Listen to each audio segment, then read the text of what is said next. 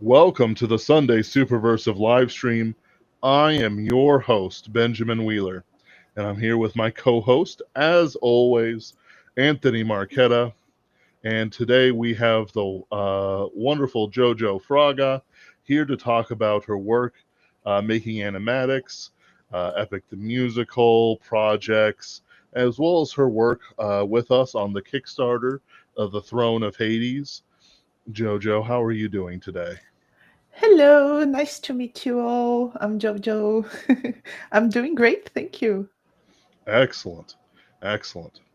Why don't you tell our audience a little bit about yourself, your work, and things, of interest? Sure. Um, I'm a Brazilian illustrator. I work full time with illustration for a range of clients, but also like for my own projects and stuff. So I have my own online store where I create how do I say this? Like my own products with my art.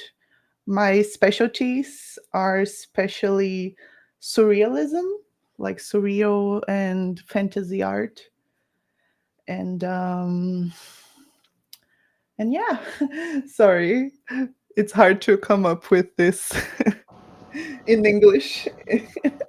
No, it's perfectly fine. Uh, you are our guest, after all. But no, Mm. you do a lot of wonderful illustration work. I've linked your website in the comments, so I do hope people check you out. Awesome. And I recently started doing animatics. It's in about I think it was 6 months ago or so. Let me check. I think a little bit over 6 months ago. But yeah, 10 months ago. 10 months ago, I released my first animatic ever. Even though I'm from illustration, I never dabbled into animation before. So it's been a good experience so far. Oh yeah, we've loved your work here, and Thank it's a you. Yep. big way for me. The way I got into Epic the Musical, in fact, was through animatics like yours. Uh, Cool. Helped out a lot. The thing that really convinced us to work with you actually was your animatic Love in Paradise, Oh, wow. which we still think, even though there's been others to release, their own takes, we still think that you're the best for Thank that you. song. This is Uh, true. as Thank you. uh, your suffering and different beasts are also excellent. Uh, No Longer You is also quite good. But I'm afraid for that one, there is a cyberpunk where Odysseus is wandering through a maze of servers while holographic prophet sings at him. I am so sorry, Jojo. There is I can't do It's gonna be hard to beat that one out. That's it. Sage the Mage, by the way, who is very, very, very underwatched. Although, so are you. Um, so I interact more with the. I don't want to. I want to put this in the correct way. First off, Ben, is my microphone working? Because I am looking at the YouTube on I have YouTube up in the background but muted, and I don't see my mic going. But it might just be delayed a few seconds. For those in the audience and for our dear co-host, there is a delay of a few seconds Yeah. between Okay. our actions and Sorry, I'm the just double checking because it does happen occasionally. We get audio issues, but it's fine. Anyway, yeah. So I don't want to say I interact with the fandom because, like, frankly, I don't interact with the Epic fandom, nor do I want to. Uh, not to be Fair enough. mean. I'm sure they're very nice people, but uh, I follow a lot more of like the reactions and things. Yeah. Epic the Musical is one of my great achievements with Ben that I got him into it. And so when I say this, knowing you will know who I mean, though Ben probably won't, it is like unbelievable to me that Mortius and Casper have not reacted to your stuff yet, Oh, right. considering the number of people they've reacted to and the quality of your work. And it's not like you're that small either. Like they've reacted to smaller creators than you. So it's like, how is that possible that they have not noticed your stuff yet?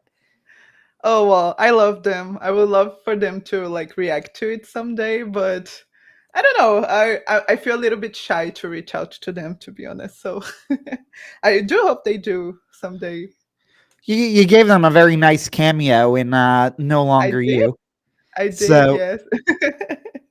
you know, I did watch, they did their tier list of Ithaca Saga today. I mean, they're probably not my favorite of the epic reactors personally, because I really liked Peter Barber,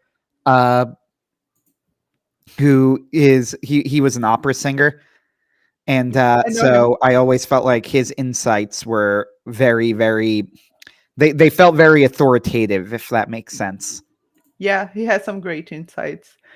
My favorite one, I forgot the name, but he's also a singer, and he has like great takes because he actually read the Odyssey, and he has some great takes about the reinterpretations that George did for, not George, sorry, Jorge, Jorge. um, Mhm. that he did for the show and the musical. And wow, I really love his takes, but I completely forgot his name. I'll That's see too if I bad. can find. Oh, I found it. It's Nick Higgs. He's not Nick like Q? Nick Higgs, like Higgs. I'm writing this in our private chat because I probably will look him up then. Yeah, he's Okay, great. cool. Thanks for letting me know. Yeah, we've had a couple of conversations in the YouTube. Very, like, I would be shocked if you remembered it, because these are like very, very, very brief conversations. Like I made a comment and you said thank you or something. But in the YouTube comments, and I think we're on the same page with a lot of Epic, like my immediate reaction to finishing the Vengeance Saga, I remember having a pretty interesting and in-depth conversation with you where I was like, Vengeance Saga finished, and then I was like sitting there with it, and I'm like, I don't know how much I actually liked this one, honestly.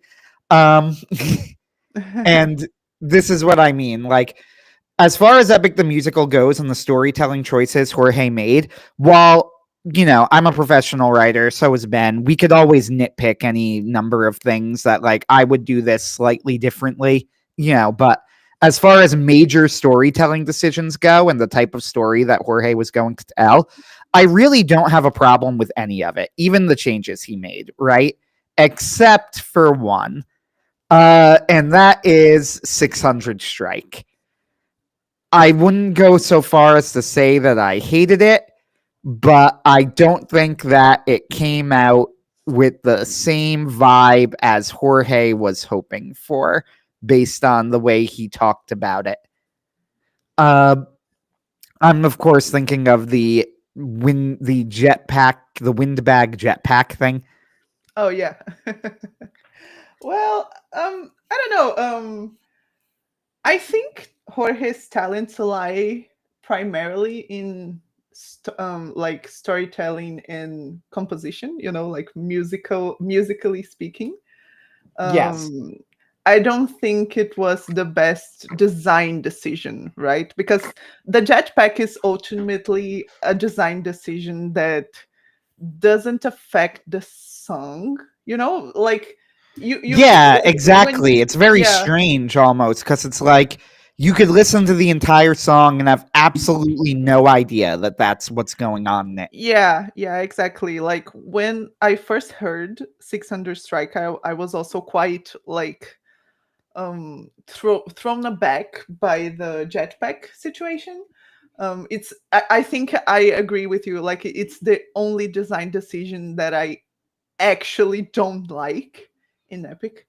Um, and I took some days like to reflect, and I was like, do I not like the jetpack, or do I not like the song itself? So I took the time to just hear the song, And my mind came up with like an alternate solution that I ended up like drawing later on. But I was like, no, yeah, if it's like that, I like this song, like it's exclusively the jetpack thing that I don't enjoy. So the song itself, I think it's a cool song. Yeah, I would tend to agree with you. It's not that I dislike listening to 600 Strike. It's a fun song. And the ending section is great. And Yeah. however, it was really fascinating because I don't think I've ever seen something like this where the fandom as a whole just kind of collectively rejected the jetpack thing. Yes. So like every animatic that came out, it was like for every one that tried to do something with the jetpack, there were like 3 that came up with some sort of alternate interpretation to Yeah. varying effects. It was like we all kind of collectively looked at each other and said, that was weird, right? Like we all agree that was weird. And then we just kind of went like, yeah, let's just not. It's interesting too because Ben and I had, I think, a very interesting stream on this because I said, "You want to know something?" Like, I'm first off, I can't even. I would not only say like it not only doesn't ruin the musical or the saga, it doesn't even really ruin the song, right? Because the ending of the song is great and absolutely holds up, on re-listens and what also hit very hard the first time I saw it when he's torturing Poseidon. Uh, like that's a great scene, but we were talking and we're like, I'm very sympathetic to like the way I would describe it is like the choices that led to this point. You know what I mean? Like Yeah. why he did it, because I totally get it. He's making decisions throughout Epic, like creatively reinterpreting the Odyssey in interesting ways. Like, for example, him putting the Lotus in the Cyclops wine, him using the the windbag to escape from Poseidon after ruthlessness. Like he's been doing it throughout the musical with a lot of success, right? Like I think that all of these other times that I'm mentioning, they all worked out, but I don't think it worked really in 600 Strike, and I think it's just a matter of that, like Jorge had done it multiple times, and Epic is very much his baby. He is the creator, right? There aren't multiple creators. There aren't even, as far as I'm aware, at least, there are like sound editors, but he doesn't have anyone going like, all right, give me a second draft. You know what I mean? Like it's all him. And I think it would have benefited from someone going, Jorge, I get the vision here, but this looks very silly. Yeah. Yeah, like maybe rethink the visual on this. You know what I mean? Yeah, one person cannot like be the greatest at everything. Like some people it's like I do get why he went with the jetpack idea. Like I can see his thought process on it. But do you know like he walked this fine line between like silly anime and like an actual like revolutionary idea when it comes to anime, and he walked this line very well throughout the entire show, the entire musical for me. But I agree.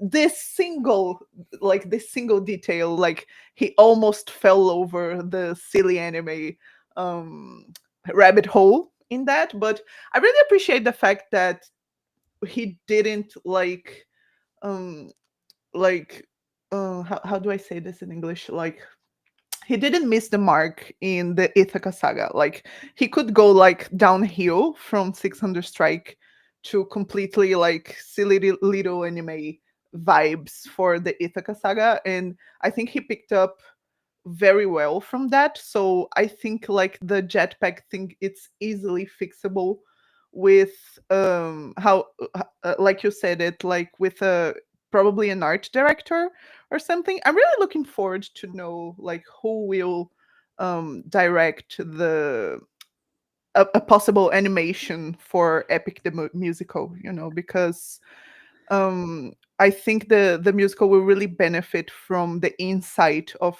a professional art director.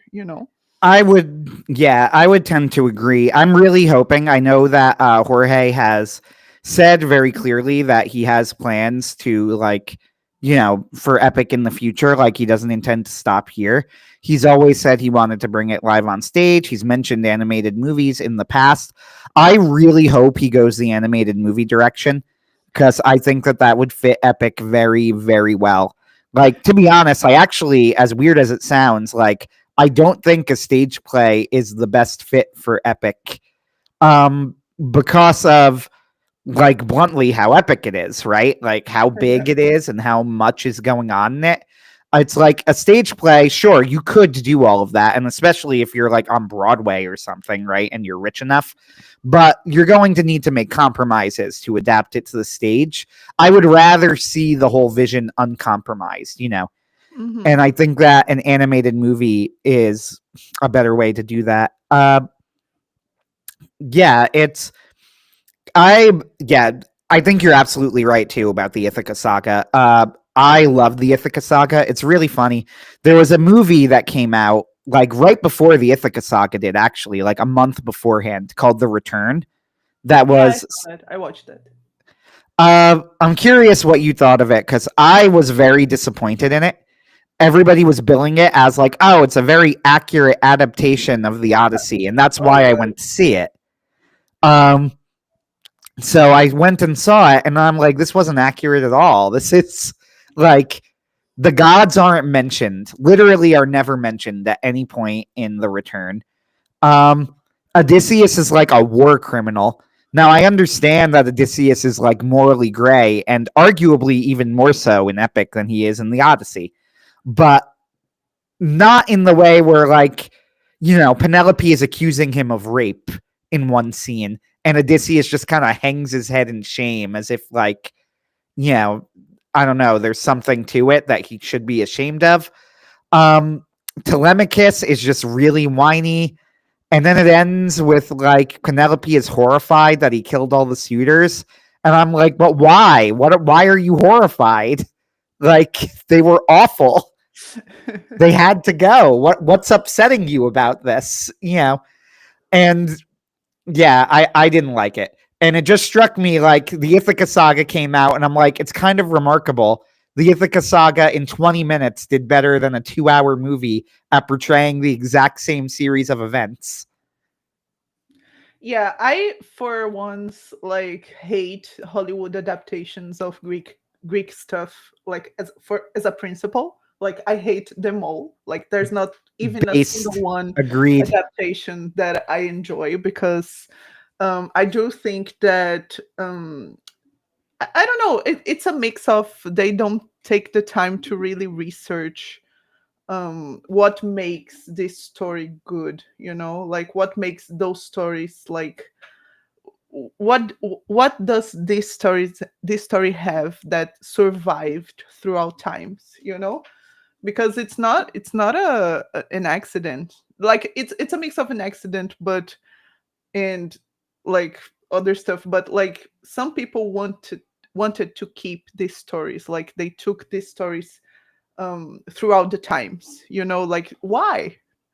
And I don't think Hollywood kind gets it. Why, like they don't take the time to understand them, so they just go with the common narrative for them, like that's why I really love Epic the Musical, because it's the one take on the Odyssey that really looks and sounds fresh and really like genuinely adapted to modern audiences, because Odysseus is not supposed to be looked at like as someone bad necessarily, Yes. like in the book, if you read the book now with modern lenses, he's kind of an asshole, right? Like he's kind of a terrible terrible guy, but he wasn't supposed to be seen that way. Like people from the time, like when it was written, they saw him in a good light, like he was one of the heroes after all. So I do think that one of the greatest achievements of Epic was finally turning Odysseus into a sympathetic character again. Like, and he did this by adapting some core values that we have, from what we know as a good person, and then adapted it into the musical, right? So the fact that he remains faithful for Penelope, it's an example of that, and I do think that the fact that Odysseus defeats Poseidon also contributes to that. But that's a more of like, how do I say this, like, that's more debatable.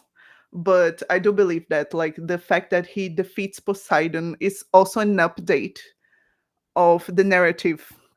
Like, it's more understandable for us that he defeats Poseidon, instead of what actually happens in the Odyssey. So yeah, I think that's one of the greatest things about Epic in general, and the worst things about Hollywood in general. Oh, I'm so happy that you said that, and all in the way that you did, because that was a conversation that Ben and I had, and we said almost exactly the same things as you. Like, everything that you just said, full send, totally agree.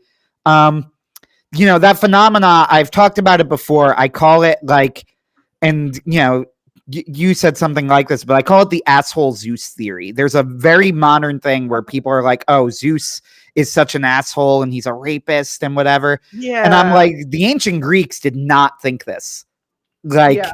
they loved Zeus. Zeus was, the arbiter of justice. And while I understand that he does not come off that way to us, I do think it's important, if we're going to be discussing it, that we understand why they loved Zeus, right? Like, what was it about Zeus that they did find admirable? Like, we're not going to understand the story properly if we look at Zeus and go, man, Zeus was such an asshole. Like, the Greeks didn't think that.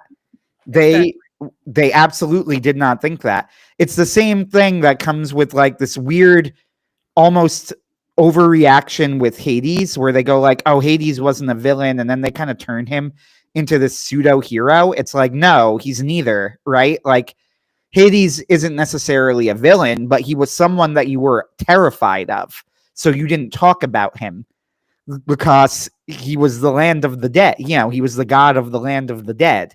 Like, you tried to avoid even bringing up Hades. He was certainly not an ally. He wasn't a good guy.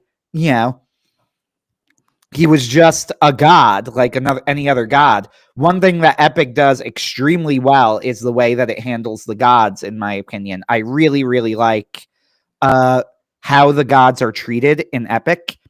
Like, they're taken very seriously, and it's kind of, they're not judged in the same way that mortals are, with the exception of Poseidon, who, Odysseus calls out for what he does. But even in that case, it's like Odysseus at that point is literally, this is very much the text of the musical. He's becoming a monster, right? So the whole thing, I think you're absolutely right. That's one thing that Epic does well, and why I appreciated it so much early on. It's like, it took it seriously. Like, one of the things about Epic I love, for example, was as soon as I heard the challenge, I loved the challenge. And I loved the challenge because I instantly, like, I'm actually a fan of the Odyssey. I'm like, that's Penelope. This is, like, this song, this is everything I ever could have wanted out of an adaptation of one of the most beloved characters in the entire Western canon. And I don't think Hollywood could have adapted Penelope, and they didn't. Like, in the return, that Penelope is not that's not my Penelope, right? That's not the Penelope of the Odyssey. But in Epic, when I heard the challenge, it's like it has everything: her loyalty towards Odysseus, her cleverness, her desperation, all of it is there. And I'm like, this is the character as I have imagined her, as I've always wanted to see adapted. And finally, it's like somebody gets it. Same with Telemachus for that matter. They do the same thing, and he does the same thing in Legendary. Like when you hear Telemachus's song, it's like, this is Telemachus. This is exactly who I think of when I read the Odyssey and I read Telemachus's, scenes. Legendary is how I imagine him. Like, he nailed it. It's perfect. No notes. Yeah, totally. The only thing that really drove me to do animatics was that I really do like Greek aesthetics, like ancient Greek aesthetics, And although I do understand George's decision to like lean into more on game anime aesthetics for his official epic depictions, I really missed the Greek take on it, So I decided to do it myself. Oh yeah, that's one of the. It's always a treat looking at your stuff and seeing the Easter eggs. The joke that people were making, the biblically accurate sirens. Yes. In Suffering and Different Beasts, which is one of my favorite takes on the concept. So I appreciate, and also seeing Calypso as a water nymph in Love in Paradise was very interesting. Yeah, I'm going to try and pivot so that we don't hyper focus this entire conversation on Epic as much as I love it, and I definitely could. Totally. I definitely could, but we are here to talk about our Kickstarter. So you are a fan of like these sort of horror anthology podcasts. You were telling us before the show, correct? Yes, I am. Hey, we got a visitor. Hello, Yoni. But yeah, so you've read Magnus Archives. So Pinkerton's Ghosts. This was a creation of Ben's primarily, and he could tell you more about the start of how it started and like what the genesis of it was. He contacted me and my good friend Ken Dickinson, who said, "Hey, I'm putting together this show. It's going to be a horror anthology podcast about an organization called the Paranormal Pinkertons. They're like supernatural detectives, and the theme is going to be like the decline of America and, like and kind of horror Americana type thing. Do you want to be one of the writers?" We had known each other because we ran in the same circles with, we're on Superversive Radio. The Superversive literary movement is this whole thing, and we kind of ran in those circles together. So Ben invited me to do it, and he said you'd have to write one short story every 3 weeks, come up with a character, and that's how Pinkerton's Ghost started. And one of the inspirations, and it was like actually kind of homework that was assigned to us early on, was he wanted us to listen to a few episodes of the Magnus Archives. So I am familiar with the Magnus Archives. I wouldn't say I'm not a super fan of it. But I did like the few episodes that I heard. And I would say that Pinkerton's Ghost is very, very, very different from the Magnus Archives. But there are, certainly it was one of multiple inspirations. Ben, do you want to talk a little bit more about that so that I don't get things wrong? Absolutely. So for a long time, I've been looking to sort of make my bones with more serious projects. Projects like Pinkerton's Ghosts. I had been reading through, watching a lot of the Magnus Archives. The first episode with that box in the room and the scratching and the bone shapers and all this other stuff. Top tier, top shelf horror. The voice, the style. I had already been a big fan of the SCP Foundation world for a very long time. I'm so old that I remember them like killing off all the boyfriends of the girl monsters and the immortal cyborgs and the vampires and stuff like that. And everything was great. And then, they went too far, in my opinion, when they cut some of my favorites, like the Skull of the White Div. which is like, oh, it's just a simple thing. It drives people crazy and they go into murder rages. And it's like, yeah, but the thing is, you've removed all the things that cause murder rages. It was like the last one. And so you don't have anything that's just something that does murder rages. I don't know. Maybe it's just me. But you like everything they made everything into a complex story. But the thing is, it lost its meaning. So, in other words, the SCP Foundation, as this was going on, was losing a part of its identity that I kind of wanted back. And that identity was that, hey, there's a bunch of weird stuff that isn't actually that crazy in its sort of scope. Not everything is a federal story about some people who are actually kind of assholes. So all these things are going on. I'm reading the listening to, the Magnus Archive. I'm doing this, I'm doing that. And of course, I'm also a big fan of Homestuck. If you're familiar with that at all, Jojo. I am, yes. Yes. A big fan of the character Jack. Especially whenever he gets his own narrative arcs, because he narrates it in a way where he unironically says something like coffin stuffers, and then he starts stabbing people. It's fantastic. The narrator freaking out because he bashed a guard's head in, 108 times instead of 107 times. And that's just one too many, Jack, don't you know? So of course I wanted to tone that down a bit, but keep the sort of voice of, like, I am going to do intense violence the second I have an opportunity. And that's before the character growth, of course. So you have these ideas floating around in my head.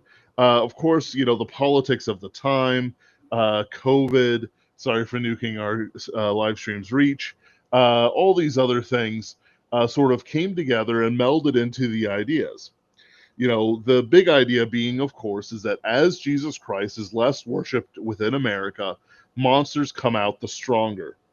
It's pretty simple. Churches reject the outside dark, those things that creep in the night, those unwholesome essences. And without that influence, society gets worse, people get more caught up in evil things, evil regains power over people. And while everyone can be wowed by a sexy vampire, the nature of the vampire remains in the man. No matter how beautiful or good it looks, in the end, it's still a matter of evil. So that's the sort of things going through my head. And I contacted Anthony and Ken and got them together, and we started doing it. We've written over 130 episodes, including side stories, longer episodes, which, quite frankly, could be their own novels, like Wild Hunt, the Control trilogy,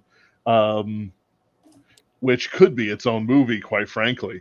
Mariel's story is still something I go back to every now and then, just because it's like, as well as my own work. I listen to my own work quite a bit as well. It's great as an artist. So you're going through these things. We have this very long playlist. Side stories. The Red Blade is probably one of my favorite side stories I've written, which is about how Mordred survived the Battle of Camlin. We're big fans of King Arthur here, Jojo. Fair enough. And all these things sort of meld together into the experience of Pinkerton's Ghosts. Every episode is a horror that exists within itself. Even in two-parters or multi-parters, I always make sure to have a very nice set piece and a plot to go through it. Whether it's using things like the Aztecs' horrid death imagery, which, while striking, is Jojo, you must understand, we are Aztec extinction maximalists here in Pinkerton's Ghosts.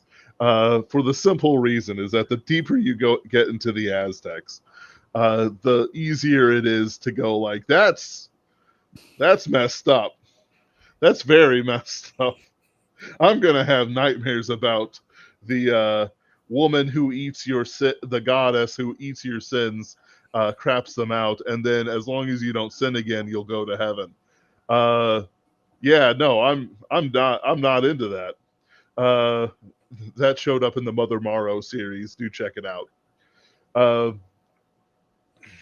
Yeah, so that's the whole thing. You know, the characters go through their adventure. They discover that the paranormal Pinkertons have been exterminated, except for themselves for various reasons, including just I thought he'd turn evil faster. In the case of Jim Donovan. And they go out in the end of season 1 to rescue Control, who's being captured and held inside a mountain that was recently destroyed by a monster you may recognize, at least in concept, Jojo, and that's the Hecaton Kyrie, the 100-handed giant, which we have reimagined as a Nephilim, and a pile of bones that's slowly reconstituting itself into its 100-handed form by slicking just the bones out of people as they come across. Oh, wow. Oh yeah, it's great. Think of it as a mass of bones and hands and stuff like that. Just ooh. Jim kills that, or at least tries to. But they rescue Control, and season 2 is them slowly rebuilding the organization, getting themselves back on their feet. Mother Morrow, Jack Morrow's mother, unfortunately, is deceived and goes down into Tartarus to rescue her son from a fate that is being prepared for him. However, this is based on a lie, and when Jack discovers this, he descends into hell as well. Sean Russo and Jim Donovan, under the orders of Control, but also for their own friendship for their companion, descend after him with a bargaining chip they know Hades cannot resist, the beating heart of Kronos, the father of time, the titan of time. From that position, they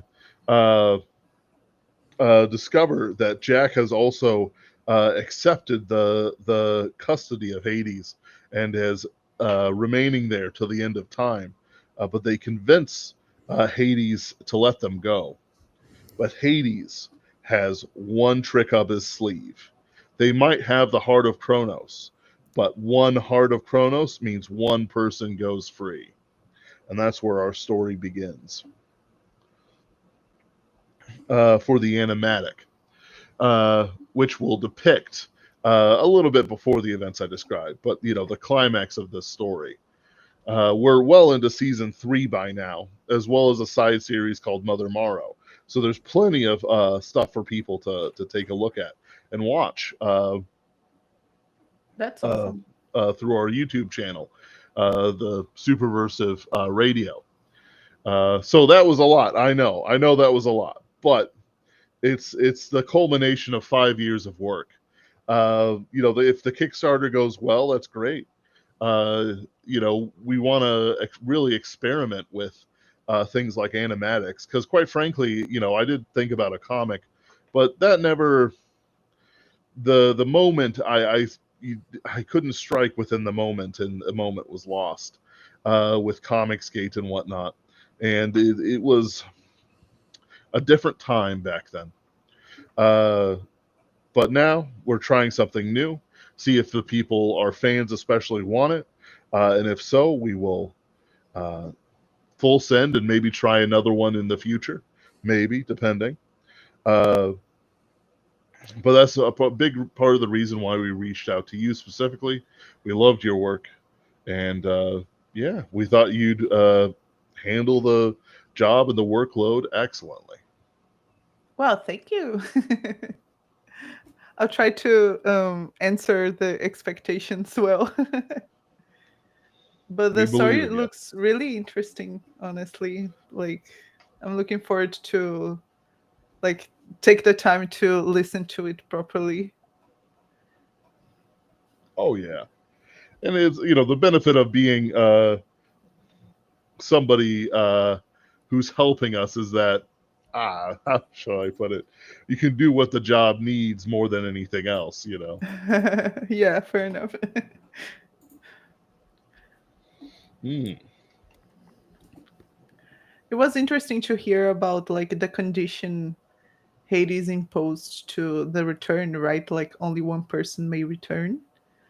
Like that's very Hades of him. So Yeah, Oh, yeah.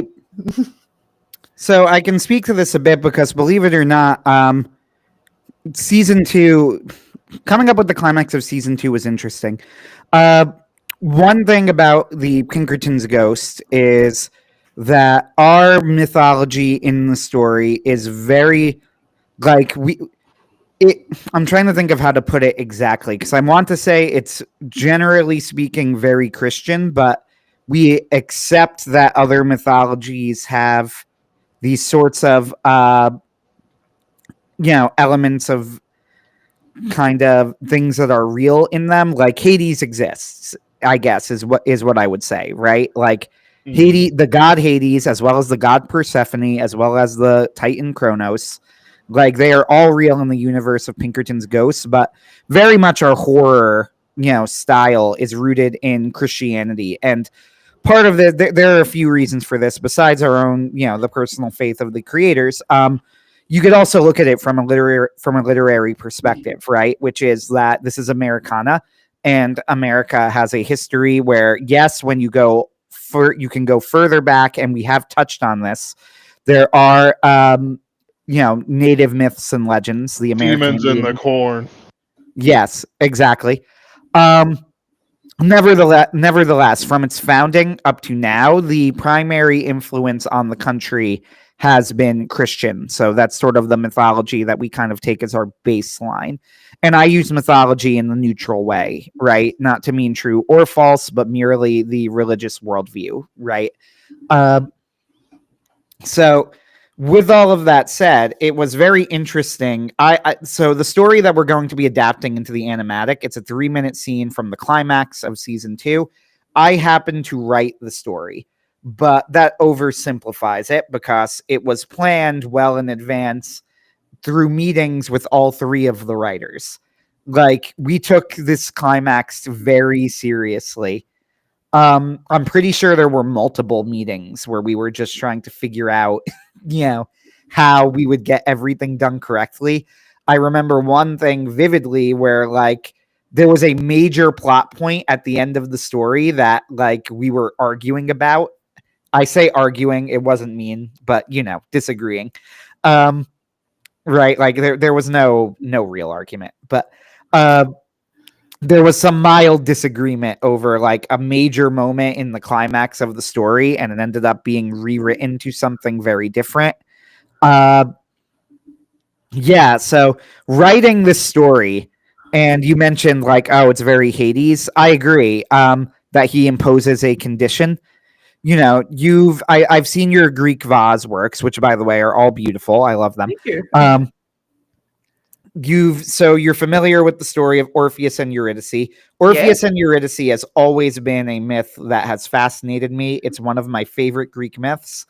And the reason that I like the myth of Orpheus and Eurydice so much is that, unlike a lot of the others, I would say that the myth of Orpheus and Eurydice is very easy to understand. Like, there is no cult, you don't need to kind of look into the culture and like get into their heads to figure out what's going on here. Like, why Orpheus is doing what he's doing, right? Like, if you don't get it, then you've never loved anyone. Yeah. Anybody can understand why Orpheus does it. Anybody can understand the tragedy of the story. And for that reason, I've always found it to be a very poignant story. And in the story, of course, Hades lets Orpheus go, but with a condition. So one of the enduring questions that is always answered differently depending on the version of Orpheus and Eurydice that you talk to is, did Hades ever actually intend for Orpheus and Eurydice to escape? Or did he know that Orpheus would look back? Right? Like, what what was Hades' game plan in this situation? Was it an intentional false hope or not? And the way that I tried to write my version of Hades was that it was essentially a trick, right? That Orpheus was never going to escape, that you don't escape. That's not how it works. You don't escape the underworld. Nobody can escape, or at least not the dead. So, yeah, it was a very interesting story to write, and also getting the voice of Hades and Persephone correct, because you want to make them intimidating, but also give them that total implacability, right? Mm-hmm. Hades is this was a much more, I will grant that our view of Hades and Persephone were probably more negative than the Greeks would have had. And this was intentional. This was not accidental. I don't know. Like I said, I do think that there's a bit of an overreaction where people kind of turn Hades into some sort of soft boy, which is a little bit strange. But at the same time, I don't think that the Greeks viewed Hades necessarily as a villain. He was something closer to a force of nature. He was death, and death is unavoidable. And the best you could do is hope that he doesn't look your way for now, and you don't catch his attention. And that's how Hades is viewed. The way we portrayed him as a much more negative force. He was definitely very much not just a neutral force of nature, but a villain. And that's part of the worldview of Pinkerton's ghosts. That plays well into the Christian values, maybe, like to adapt Hades that way. So I think it works for a story. Yeah, I think you're right too. Like it's very much in keeping with like the sort of Christian tenor of it. I do want to emphasize too, like there have been stories. We mentioned this was a story about Americana. I mentioned I live in New Jersey. I've lived in New Jersey my whole life. My parents have lived in New Jersey their whole life, right? I've been all around the state. And I've always, part of my stated goal when I opened it is like I wanted to show off New Jersey. And in season 1, I made a very concerted effort of going to all different places in the state. So it's like one of the stories takes place in the Appalachian Mountains. Now, if you know anything about America, New Jersey is not associated with the Appalachian Mountains. If you think about them, generally it's like, I don't even know the states, but like it goes up to, I think, Maine, and it goes down to like, Missouri and that area. Maybe even further south. New Jersey is just kind of, and nobody really realizes that the Appalachian Mountains jut into New Jersey, but they do. And the Appalachian Mountains have some of like the richest folklore in America. Right. There are creatures that are associated specifically with the Appalachian Mountains. So I made a point of having a story set in the Appalachian Mountains in New Jersey, because they do jut into New Jersey. There is a state park called High Point State Park. I made sure to have a section of the story. One of my stories take place on the boardwalk, and they go into a fun house, which is always a good horror location. One of the stories takes place in the inner city, because New Jersey is unfortunately most notorious for its horrible inner cities, and they are horrible, and they deserve the bad reputation. But that's not all New Jersey is. That's a part of it. It's one place in the state where there are many other places. One of the stories took place on a farm. New Jersey has many farms. I live in an area surrounded by farms currently. Like this is a big part of New Jersey. We're called the Garden State, and people make fun of that now because it's like, oh, that's not what New Jersey is anymore. But that's not entirely true. We do have areas of farmland. Part of the goal of Pinkerton's Ghosts that separates it, I think, from things like the Magnus Archives, or let's say Welcome to Night Vale was another one that was in my head at least. Which I'm sure you know. One of the things that separates Pinkerton's Ghosts from them is we do make a very concerted effort to kind of show off different spots in America, Right. and the lore, like the Appalachian Mountain story is a good example. I'll mention that. It was called Grim Tidings. Now, a Grim is a traditional folkloric creature. If you read Harry Potter, you know what a Grim is, right? It's a big black dog that is supposed to be a harbinger of poor fortune. So there is an Appalachian version of a Grim. It's called a Snarly Yow. And New Jersey has historically had Native American presence in the state. So I made the story. I added a Snarly Yow in the Appalachian Mountains. They fight an Appalachian monster known as a Whirling Wimpus, which has generally is not in New Jersey lore, but it is in Appalachian lore. And they meet with a a sort of Lenni Lenape spirit guide, right? This is the sort of thing that we do very intentionally. Where like these are things that you will find in America, specifically American folklore. Like it's not just a Grim, it's a Snarly Yow. It's not just it's a specifically Lenni Lenape Native American. I made sure to get like the name correctly. I made sure to research that like the role that he had was a real role that could be found like in the Lenni Lenape when they were around in the state. Things like that. And I think that does give Pinkerton's Ghost its own flavor. That's awesome. So as we're getting deeper into the discussion, we've gone over the Kickstarter and Pinkerton's Ghost a bit. Let's look at your animatics again for a moment and your artwork, because that's the thing I'm most familiar with you are your epic animatics. But instead of like geeking out over epic specifically, let's talk a little bit more about the work that you've done with it, and try and focus a little bit. So Ben and I have both mentioned that of the many, many, many versions of Love in Paradise that exist, and that's one of the most popular songs for creators to do. Yours is both of our favorites, and I would say that even now, when there are multiple quite good ones. I also really like Maeve the Fae, who came in relatively late in the scene, and she has a really good version of I'm Not Sorry for Loving You. Her version of Love in Paradise is very good. But here's what I like about yours. First off, I think that your facial expressions are outstanding. I really need to give you credit for this, because honestly, you're probably the best that I've seen with all of the animatic creators with facial expressions. One of my, there are two in Love in Paradise in particular that I really, really love.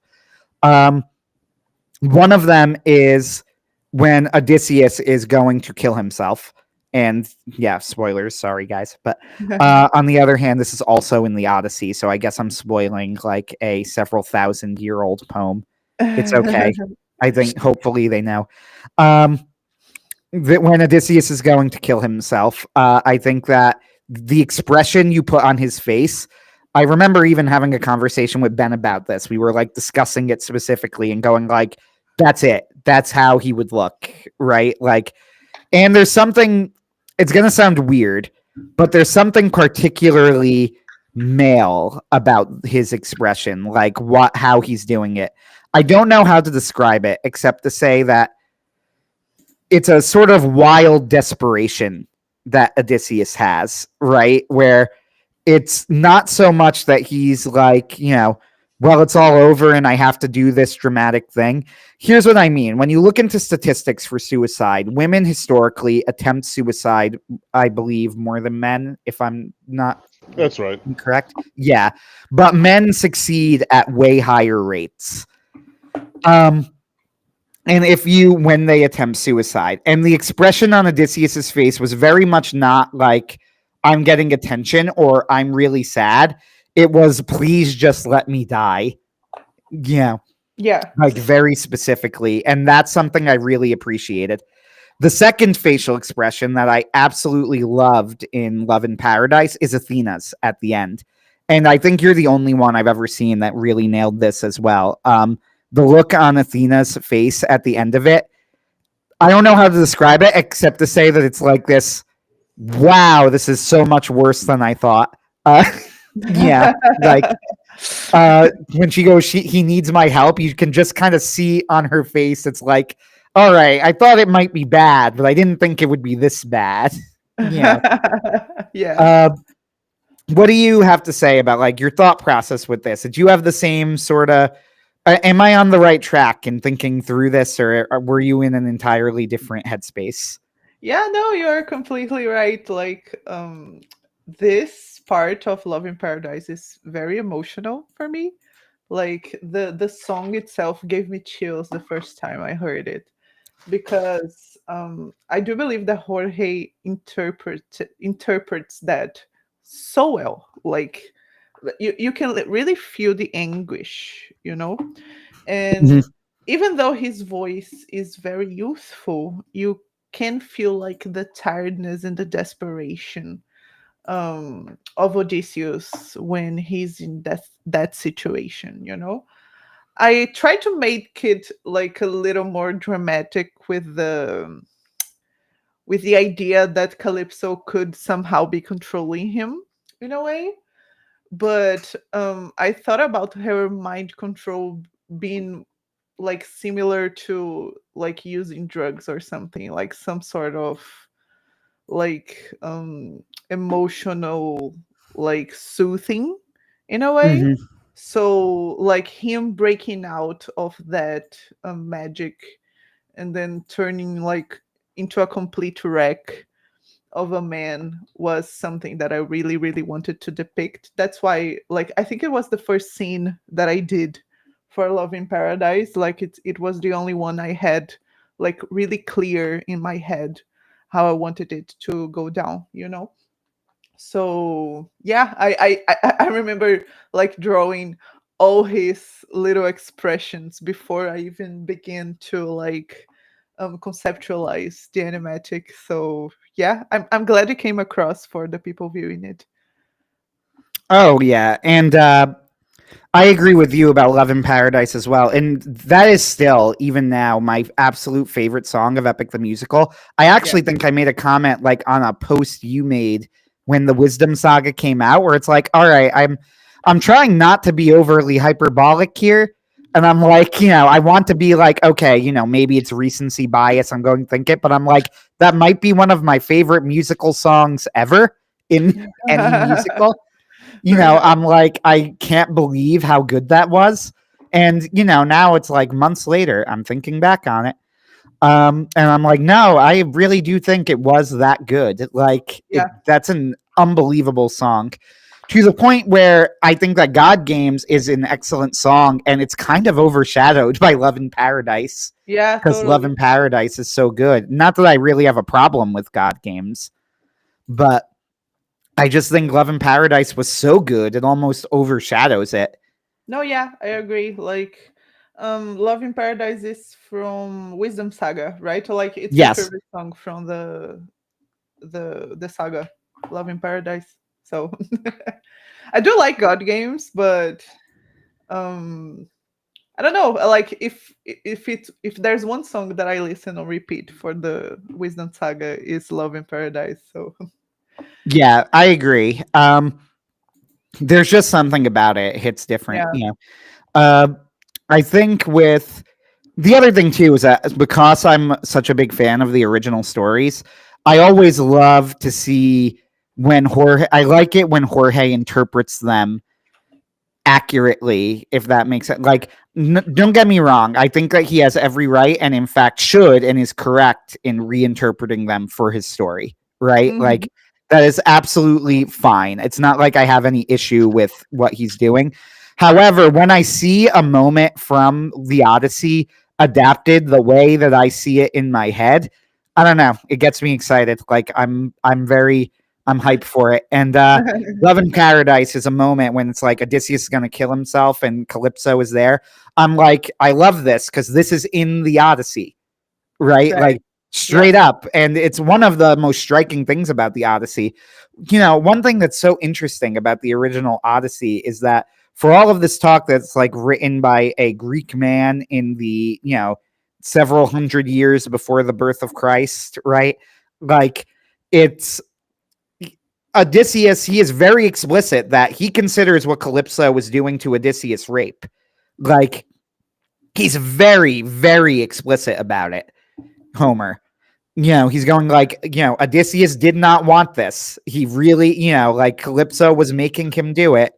And he sits at the edge of the water in tears every day, like in deep, deep depression because he wants to get home so badly. It's like kind of shocking to read. And I just thought that the way that Jorge did it was so cleverly done. I do think I agree with you. I would consider, and this is not a criticism of your animatic. I think it's a perfectly valid and good interpretation, but I don't think that Jorge was ever meant to imply that Calypso was mind controlling Odysseus. Yeah, he didn't. That's completely my idea, to be honest. Oh yeah, a lot of animatic creators ended up doing something like that, and some of them were more explicit than you were.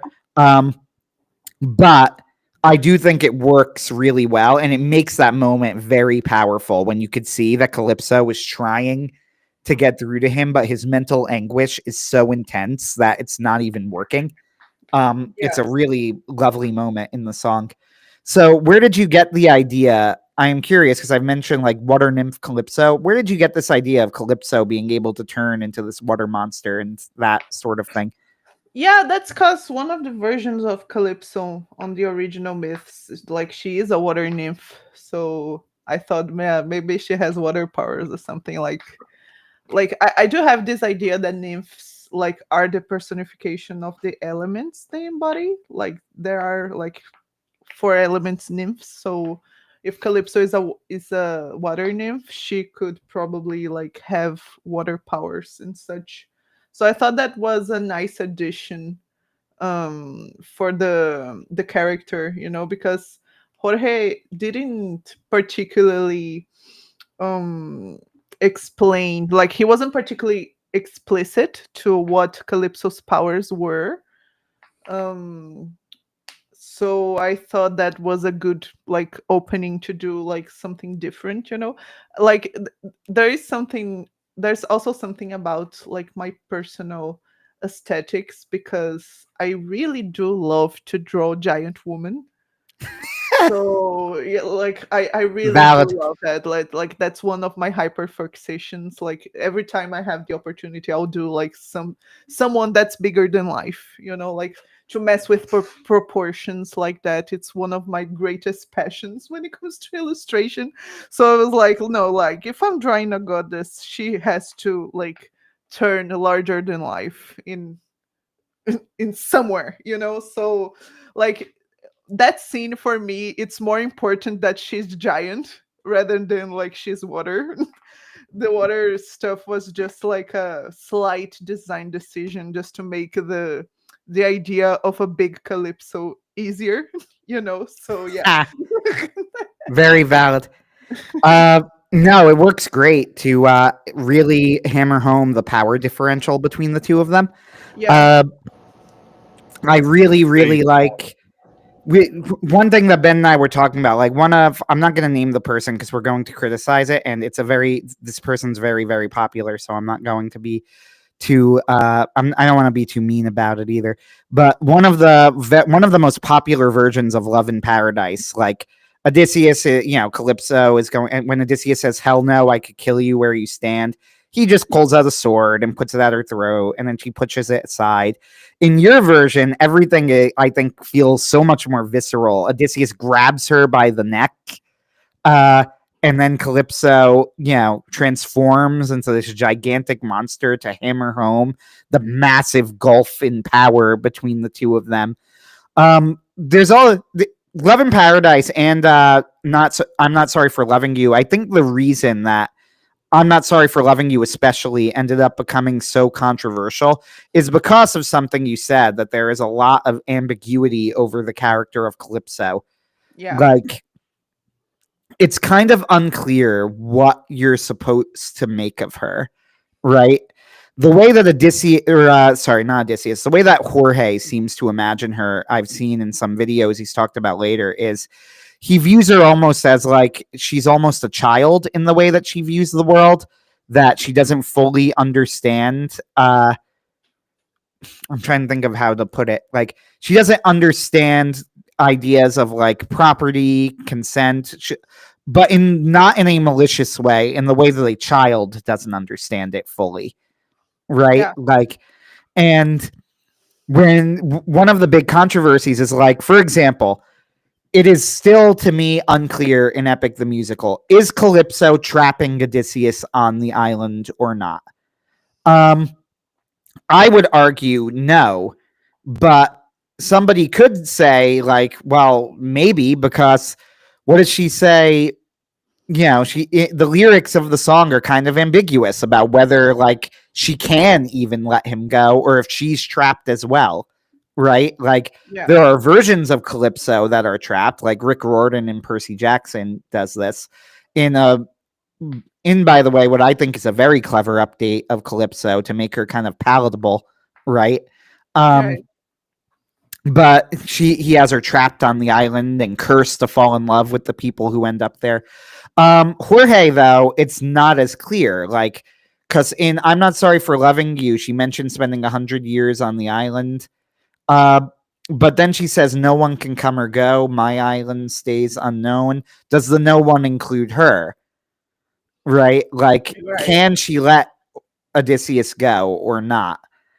What is she supposed to do? And then when Jorge says, I love you, but not in the way that you want me to, there's more ambiguity there. Is Odysseus saying that just to get her to get away from him, which is how some people have interpreted it for sure. But the way that Jorge seems to have originally interpreted it, based on things that he said and like comments he's made in the past, is that Odysseus was being serious. He appreciated that she saved his life and kept him company and did love her platonically, but not romantically. And how appropriate is that? Like, what are the boundaries of consent? I don't know.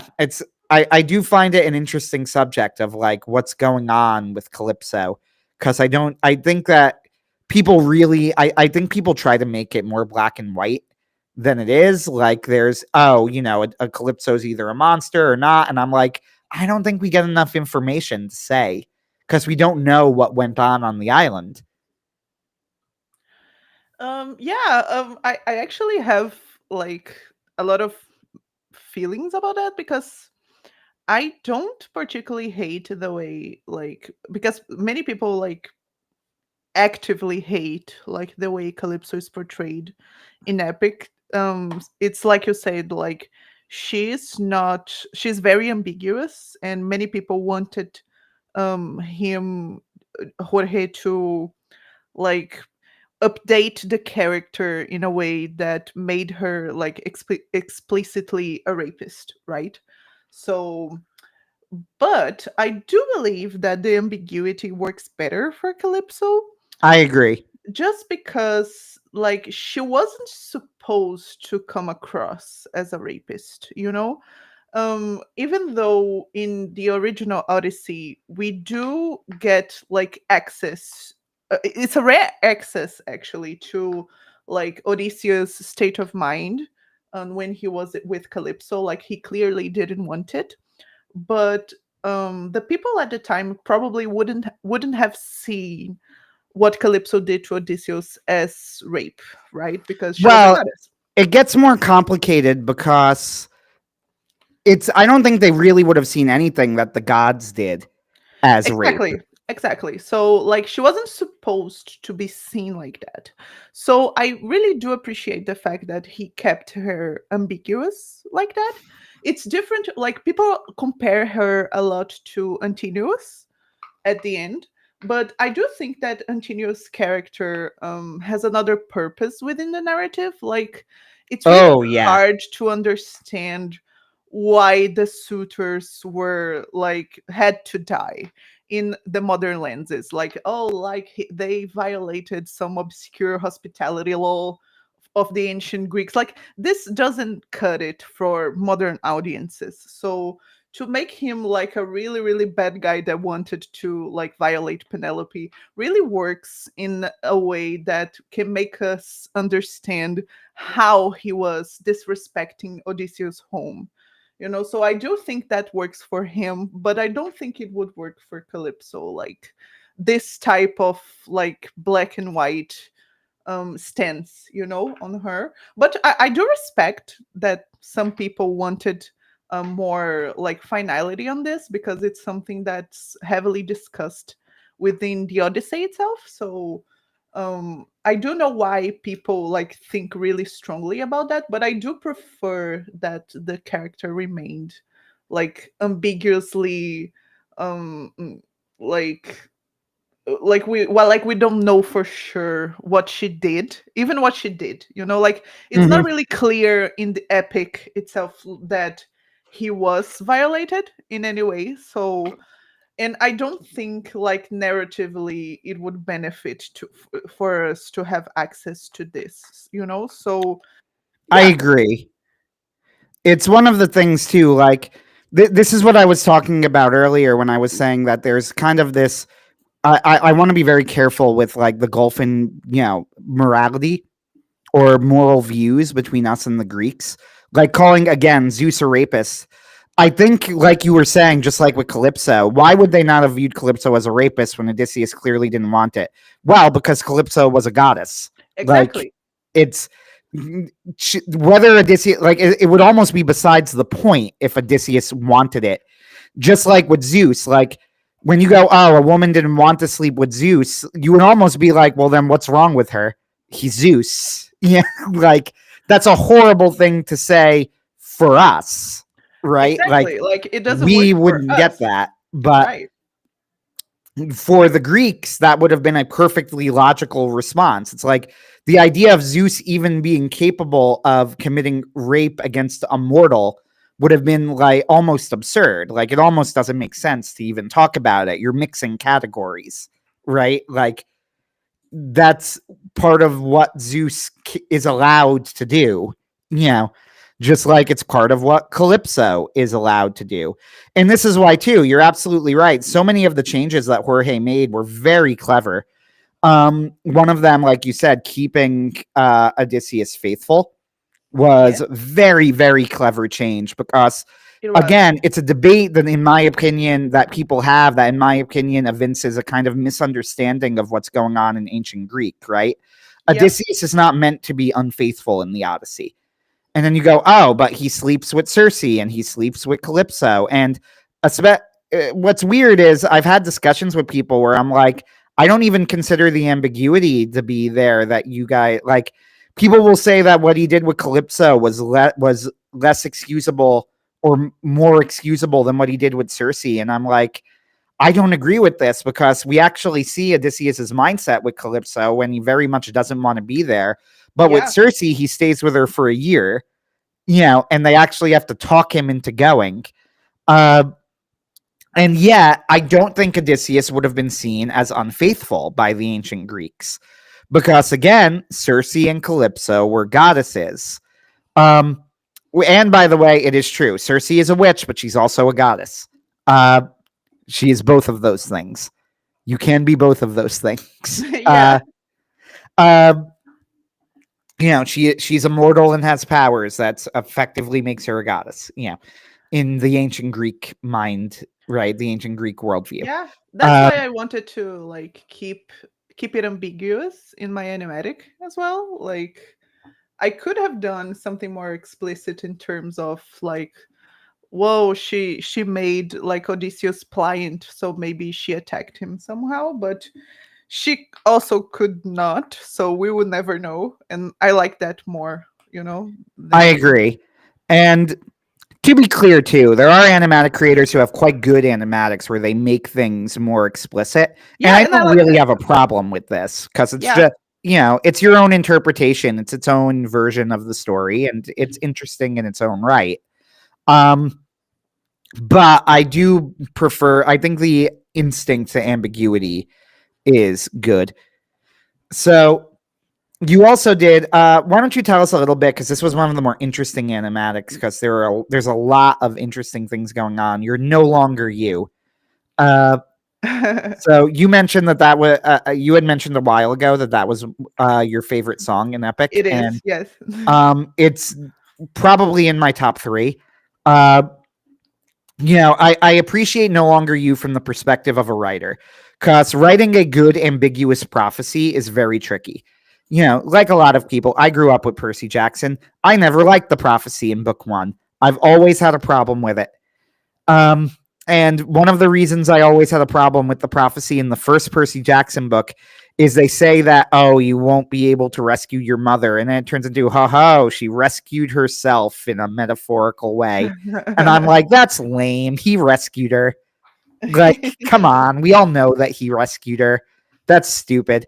But in Epic the Musical, I think the song No Longer You absolutely nails the ambiguous prophecy, right? Even from that the title line, like, I see a man who makes it home alive, but it's no longer you.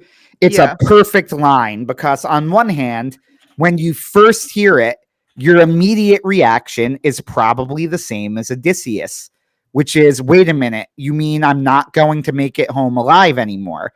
Then if you think about it for a moment, you can come up with a plausible and fair interpretation that can allow Odysseus to make it home, but in a way that does make sense of the lyrics. But it's not obvious, and it's not the first thing you think of. Yeah, That's a brilliantly written line. Like, that's how you write an ambiguous prophecy. Yeah, totally.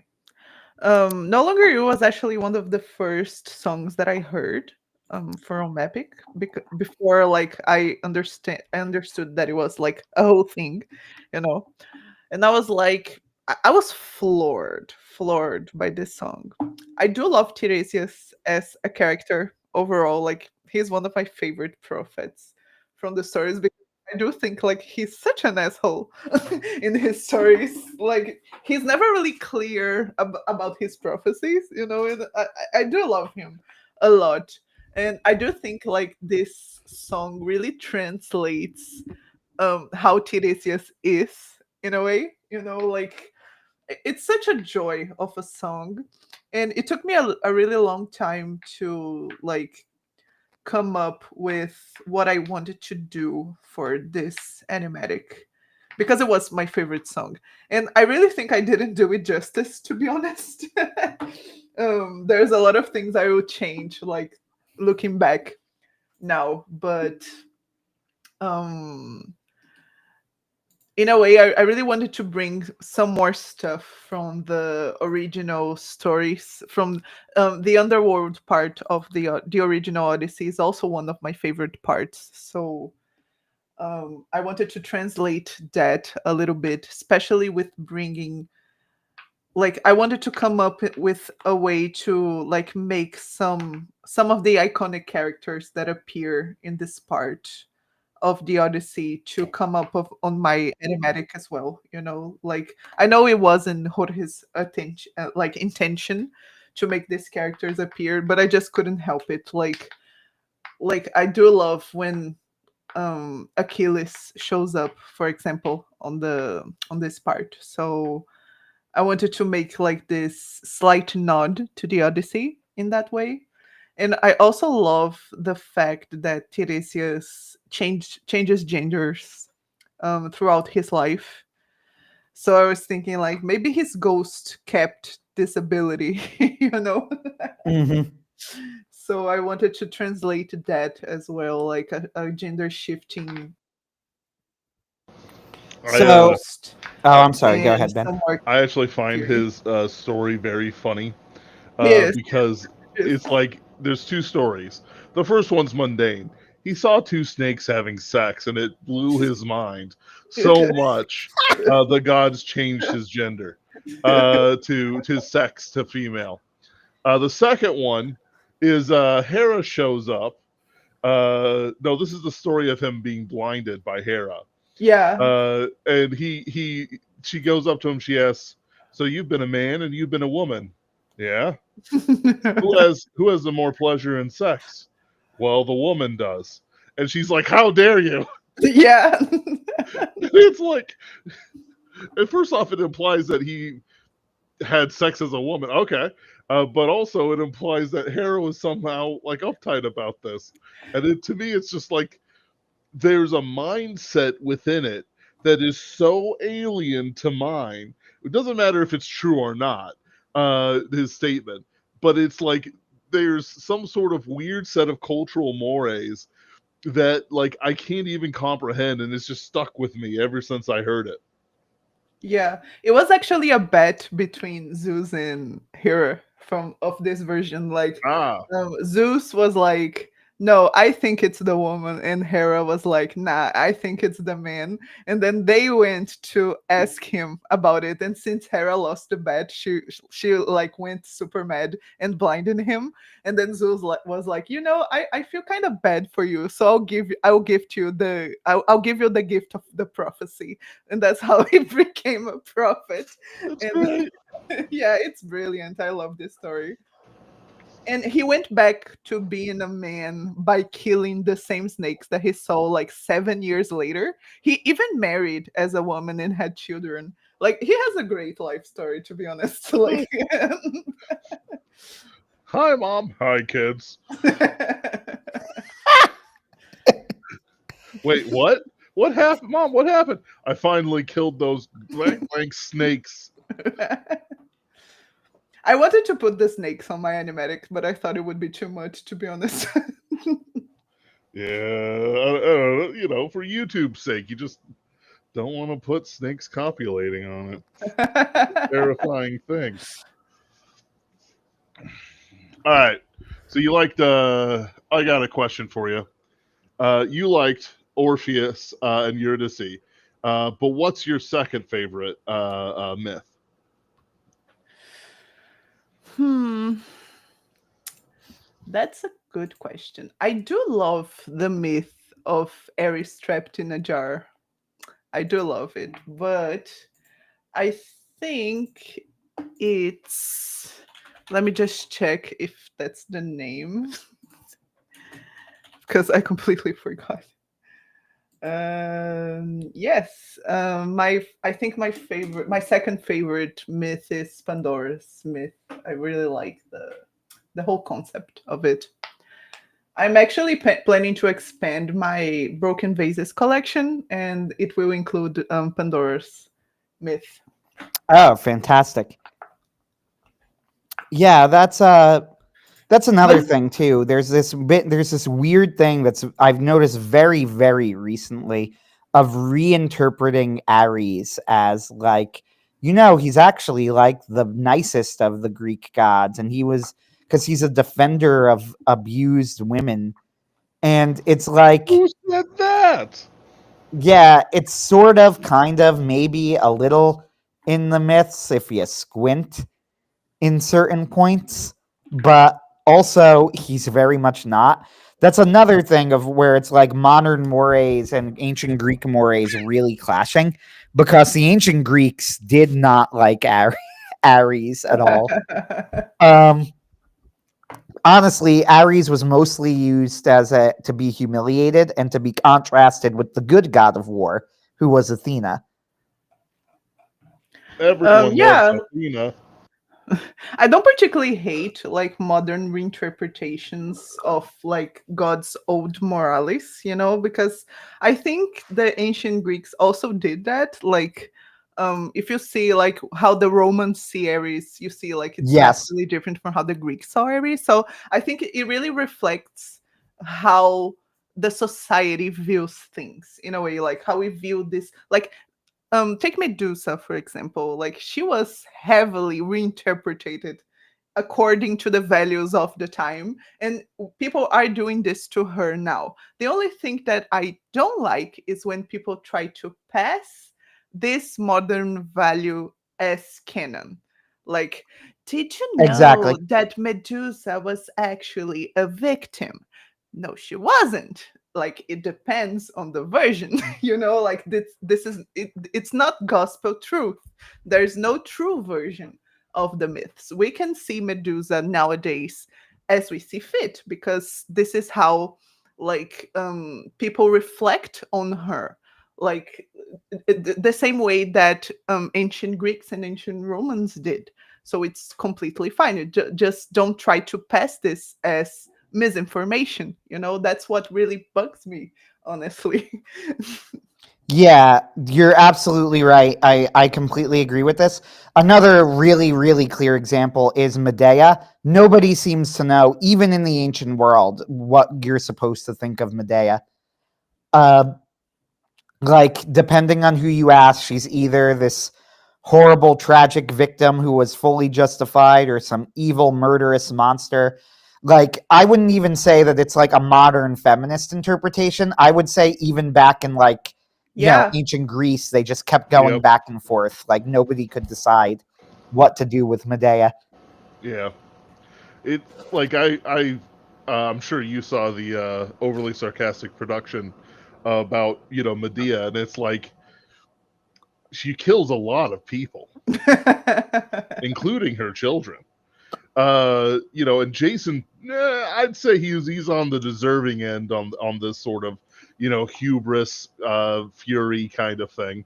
But at the same time, she kind of just gets off scot free because she talks to Cersei, who can apparently get rid of the sin that under other circumstances Zeus has killed like everyone in the vicinity over. Like for example, Pelops. Dude killed his son. I think it was Sisyphus or Tantalus. I think it might have been Tantalus. Killed his son Pelops to feed the gods, and Zeus, punished him for it. It's there's very how do I want to put it? Like kin murder is not something that the Greeks look down upon very fondly. The Romans were actually pretty much in favor of it. The paterfamilias could kill his sons if he had cause, or even without cause in certain circumstances. But the Greeks, had no such thing, and so it's very much it's a strange. It's a cultural thing that just kind of like doesn't translate. The same with Medusa. Personally, I've never found Medusa to be a victim. Whatever her circumstances, whatever myth that you give to her, by the time of Perseus, she's just murdering anyone she finds. Like she is a monster, with a legend to her. That people even from far off lands know exactly who she is, what her dealio is, and how and how horrible, like there's nobody going, oh, but won't you think of the monstrous women? Nobody's doing that for Medusa.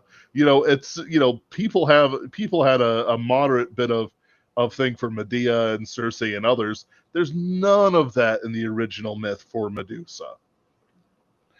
Even in the interpretations where she is a victim, it's still very much like, yeah, no, but she's like totally evil by the time of Perseus. And it's just okay, I think a lot of that is there is like we can actually trace a lot of the contamination in myths to specific people, and a lot of the feminist retellings, we'll say, can actually be traced back to like a feminist retelling of the Greek myths that a certain woman did for her daughters. But the thing is that like then it just muddies the waters in a way because it removes a certain amount of health from the monsters, if you get me. Somebody just came back on. Is that Anthony? Yes, it is. I X'd out of the wrong tab in the background. I'm like, wait, why am I not on anymore? But it removes a certain amount of character from the monsters. If everyone is a victim or all the women are victims of men, it's like like what can you do then? It almost forces a certain amount of victimhood on a character who would have looked at you blankly while you turned to stone, trying to explain to her, while I am turning into stone, but you are the real victim here. It just doesn't work. The logic isn't there. It's the same with Echidna, the wife of Typhon, mother of monsters. Like, where's the victim narrative? Her husband was, hamstrung by Zeus or thrown into Tartarus by Zeus or whatever it was. No, there's no victim narrative narration here. It's all, Echidna, being the mother of monsters. And I think that it's missed out on quite a bit. Yeah, there's a certain thing where you're right there, where reinterpretations are fine in theory. You can do interesting things with them. I just think that if you're going to do that, you need to be upfront that what you are doing is reinterpreting the myth. And too many people nowadays, I think, don't see it that way. They almost see it like it's a moral imperative, like they're correcting it. Like I'm sure you know. Do you know the Hades games by any chance? I'm familiar with it, but I never played it, so Okay. I only know like. I'm a big fan of the games. They're beautiful. The art style is beautiful. The games are fun. The stories are well written, but one thing that like does kind of sometimes bother me about them, especially in Hades 2, is this way of like reinterpreting. Like, I guess it's less the game itself and more the way that I see people discussing it as like, that like Hades really was a good god, and it's like, no, that's not. Like, he wasn't an evil god, but to think of him as like, oh, he's the nice one as opposed to Zeus is just absolutely wrong, right? Like, that's just not how the Greeks viewed him at all.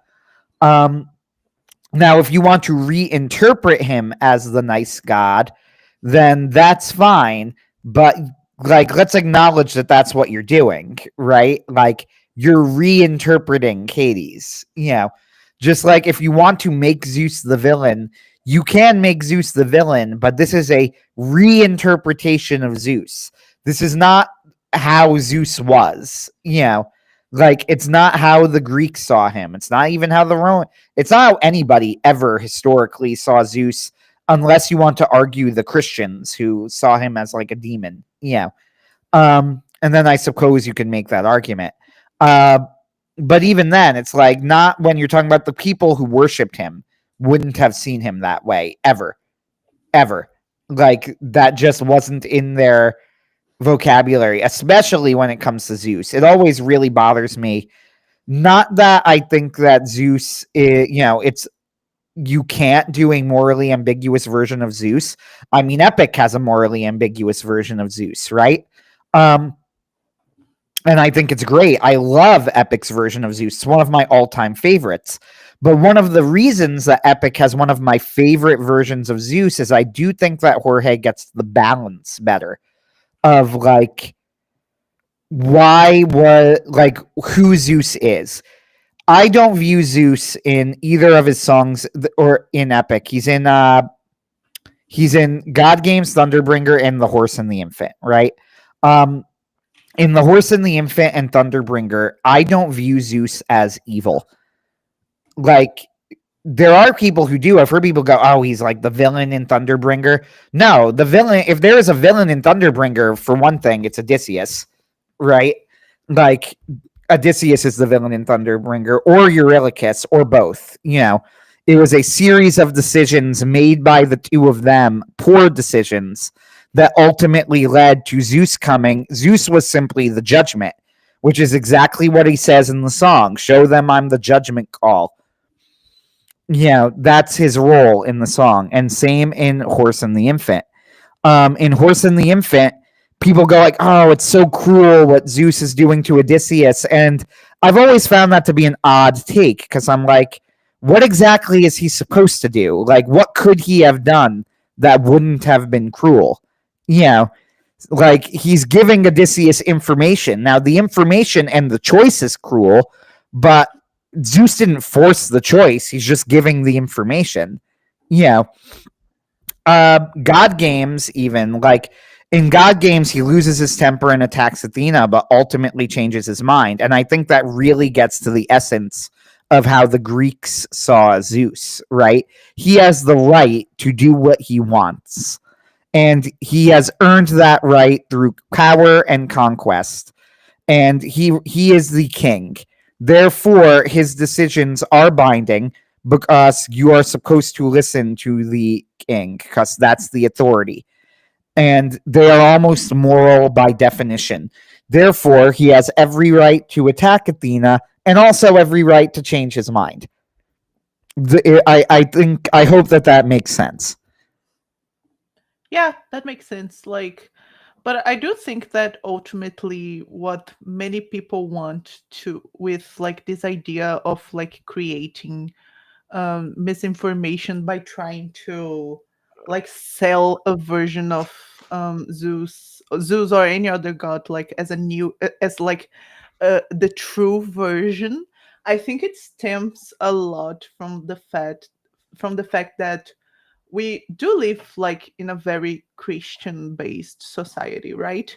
And Christianity has canon, right? Like we do have like official texts. And one thing that Yes. the ancient Greeks did differently is that they don't have official text. So there is no canon in Greek mythology. And I think that boggles the mind, the Western mind a bit in Well, general, because like if there's no yeah. canon, if there's no official version, like people get this like urge to like know that there has to be like a true version, and this true version will vary from to people just because like there really is none. So like how do I say this, like for Medusa, for example, right? Like there is the argument of, oh, Medusa was actually a victim, but there are also many people that argue that the truest version of Medusa is the oldest one. And that's simply also not true. Like some people like to dismiss Ovid's version of Medusa because he's Roman, but his version is as true as the oldest version because that was the version of his time. So like I think like many people have difficulty with this concept, like there's absolutely no true version, you know, like Mhm. Yeah. Yeah, especially when it comes to like some of the most famous versions of the myths are not the oldest versions. Like, what's so interesting is that, like, Aphrodite is a really good example of this, right? Like, if you go, what is Aphrodite's parentage? How was she born? If you ask the average person who knows anything about mythology about it, they will tell you, oh, well, she was born from the sea foam of Uranus, right? When hilariously, in the story that Rick Riordan managed to sanitize by saying it was like his cast off essence or something. They cut off his balls and they fell in the ocean and turned into Aphrodite, which I think is really funny. But anyway, you ask anybody who knows anything, they'll go, "Yeah, she rose from the sea foam, from the from the body parts of Uranus, right?" Um, all right, yes, except what is the most famous Aphrodite story? Well, it's probably about the apple, right? The Trojan War. Well, where do we learn about this? Like, what's it from? It's from the Iliad, right? Okay. In the Iliad, Aphrodite's parentage is given. She has parents. It's not Uranus. So there's like almost a mixing and matching that goes on, right? yeah. Like Aphrodite's most famous story is from the Iliad, but in the Iliad, her parentage is not from the sea foam. That comes from, I believe, Ovid. Uh, though I might be wrong.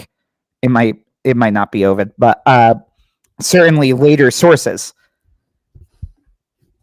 Like if you say Ovid, you're probably like you have like a 40% chance of getting it right, you know. Oh yeah, so many of the And stories we get come from Ovid, and he does. I think he is a very good storyteller. I and do oh my like his god, versions.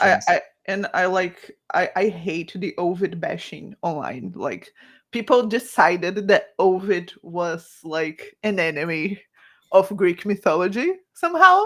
Like and that boggles my mind because like he is one of the most important writers of Western literature like ever. Like Oh he yeah. Shakespeare was inspired by him. You know, like there are many gods that we only know about because he wrote about them. You know, like his work is really good, and I hate when people are like, oh no, but Ovid was Roman and he hated Athena. No, he didn't. He didn't. Like, oh my god, like this, I think this is the online misinformation about this writer. Like it's the one that makes me the most mad. Like I hate Ovid bashing.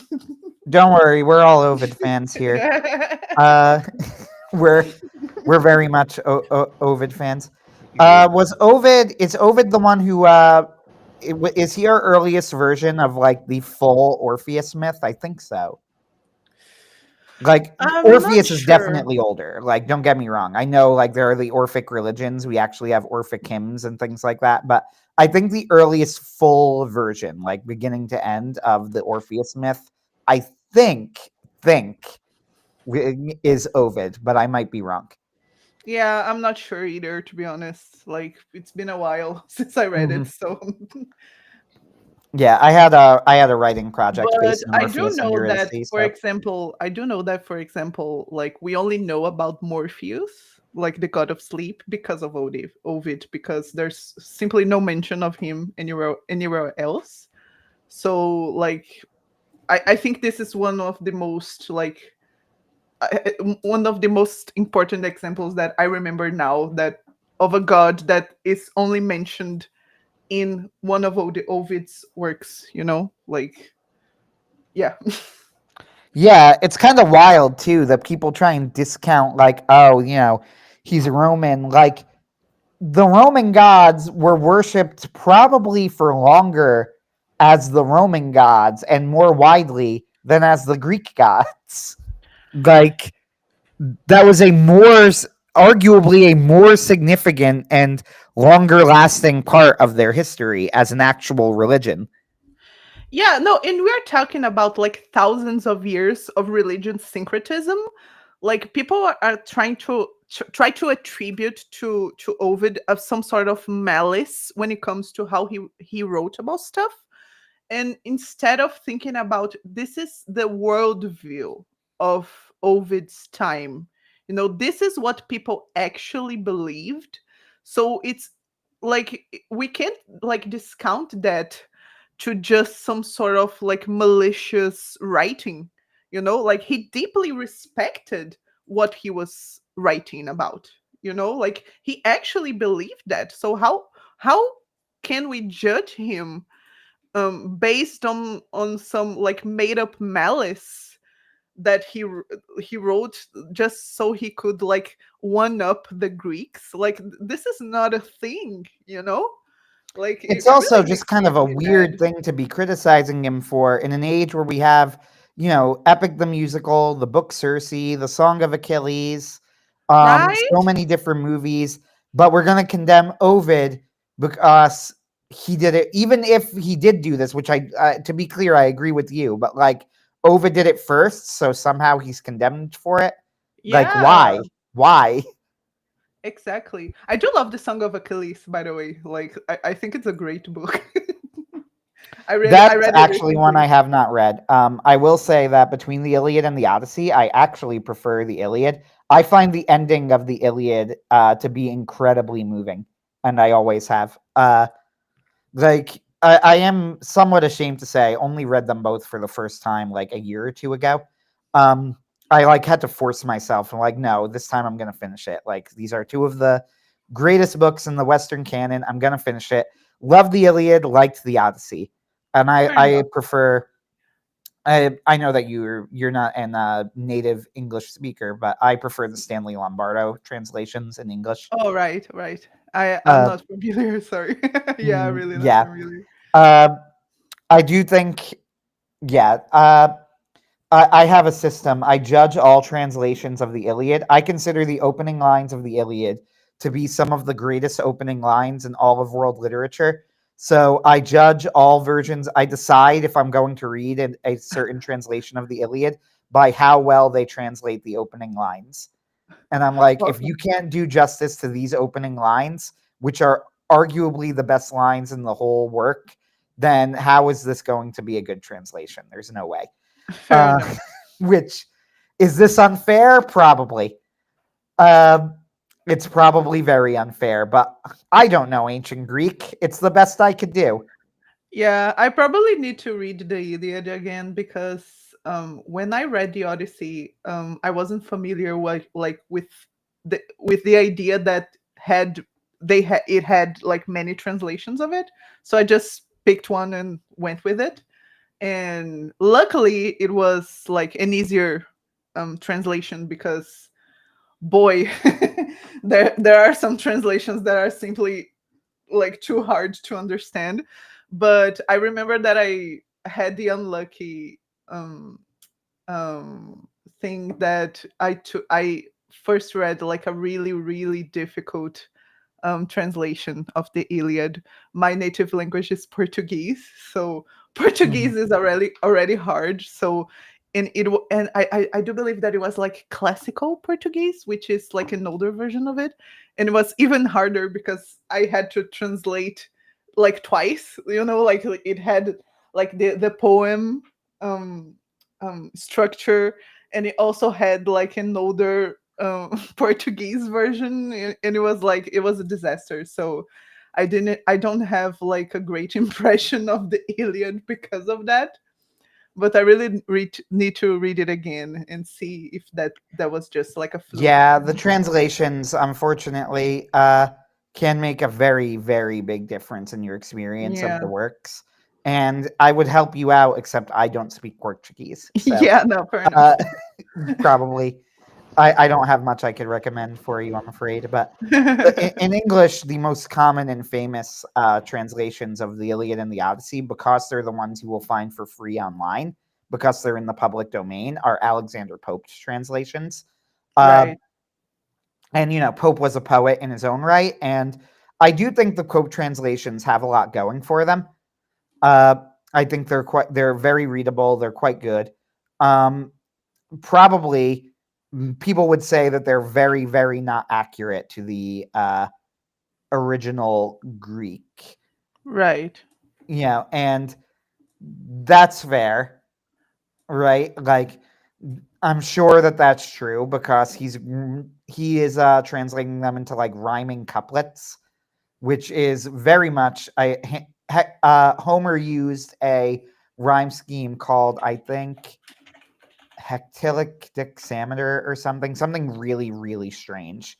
That's like it's not done in English at all, like almost ever.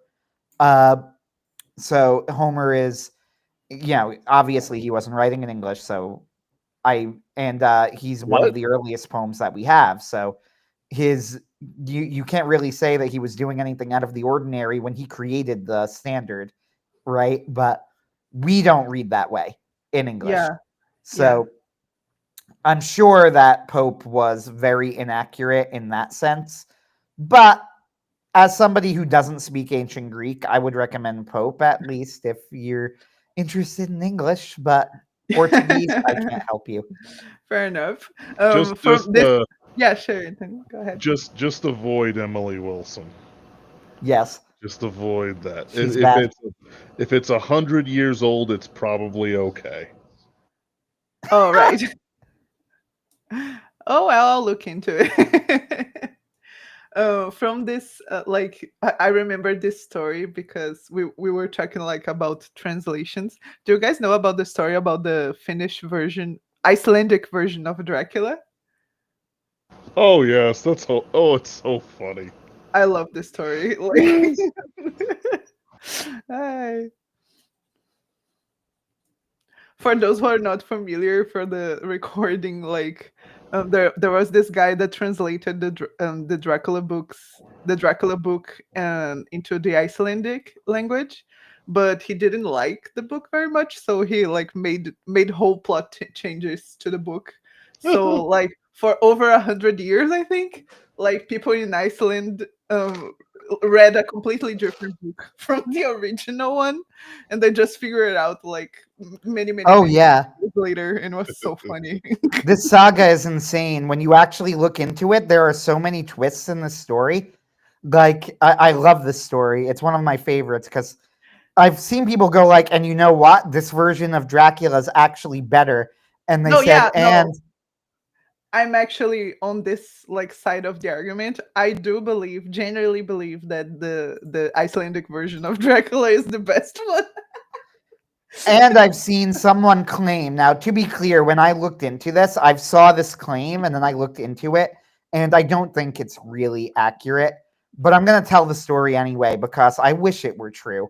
They said like that they then found Bram Stoker's notes, and they said the final twist of the story is that the Icelandic version of Dracula, which is I forget what it's called, but the Icelandic version of Dracula is actually more accurate to Bram Stoker's original vision than his published version and matches up with the notes that he sent.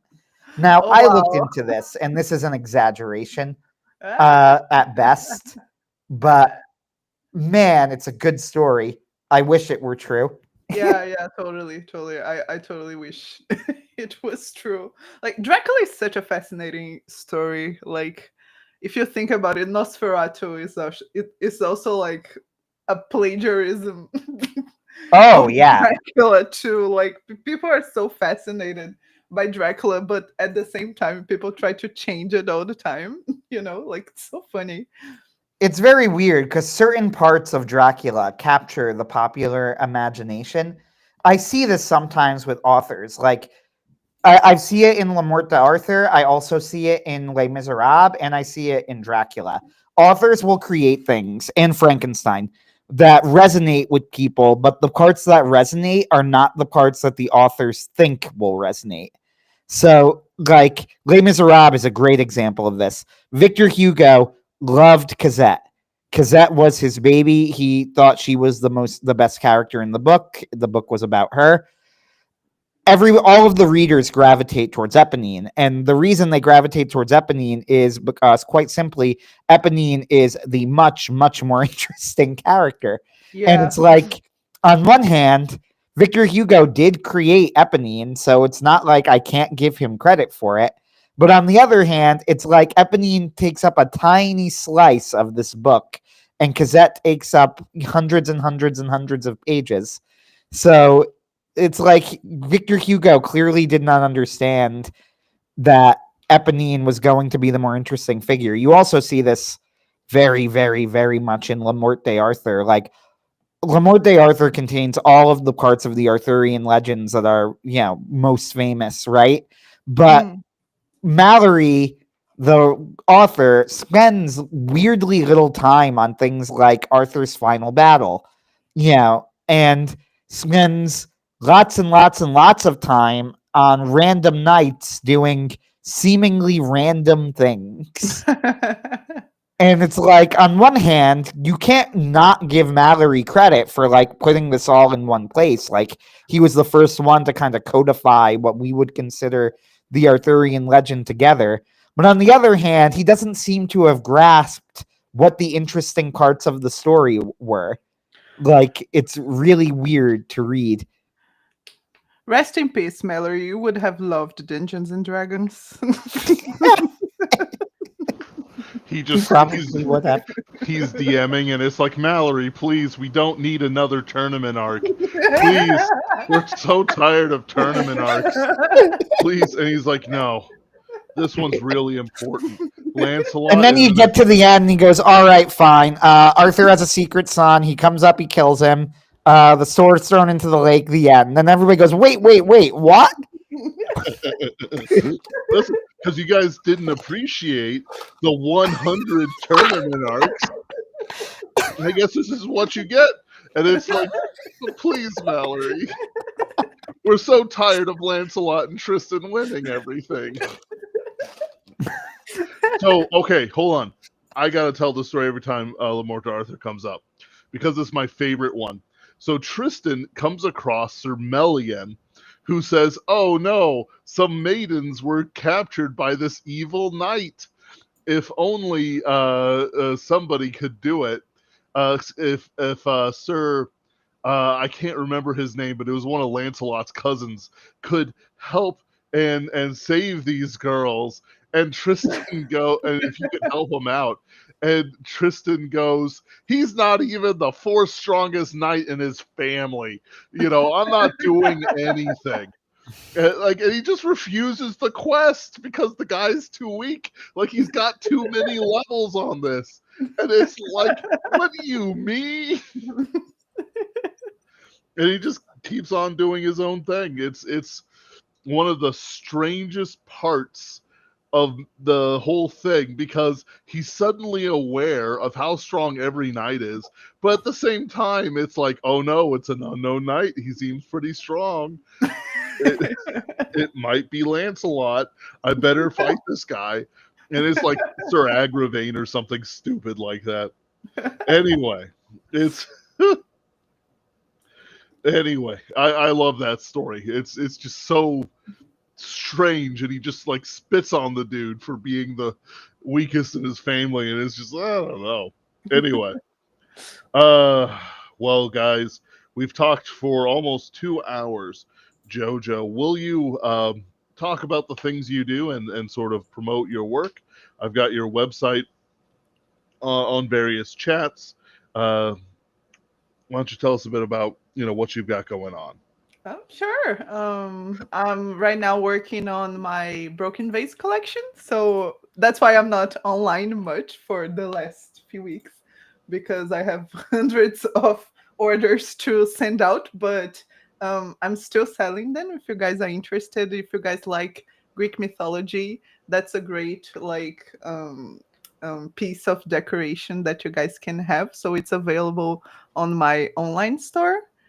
I don't have much going on this year, at least not stuff that I can talk about because I'm under NDAs for this year. But I'm also working for the end of the year on my minor arcana for my tarot version. So I do have like a tarot project that I've been working for like 2 years more or less now. So I launched the major arcana in 2023, and I had to stop in 2024 because ironically I had a big commission for another tarot deck, so I couldn't work on it in 2024. So I'm working on it this year, so I'll launch it by the end of the year, I believe, the minor arcana of my tarot. So if you guys are interested in that, follow me on my social media.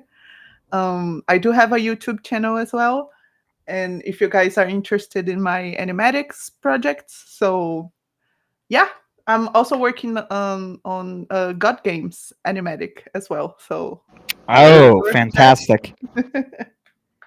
so yeah. Excellent. Of course, one of the projects coming up, we hope, will be, of course, the animatic for Pinkerton's Ghosts. Yes. Once this is funded, we'll be able to put together a thank you to those backers who have paid in. We're at $732. But what I was saying is that if we do it, we'll get to see if this sort of form has any legs within our communities, within our ideas.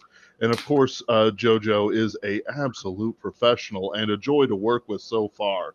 You can see the examples of her work if you'll scroll down in the story thus far. I think people will find this to be probably one of the, how should I put it?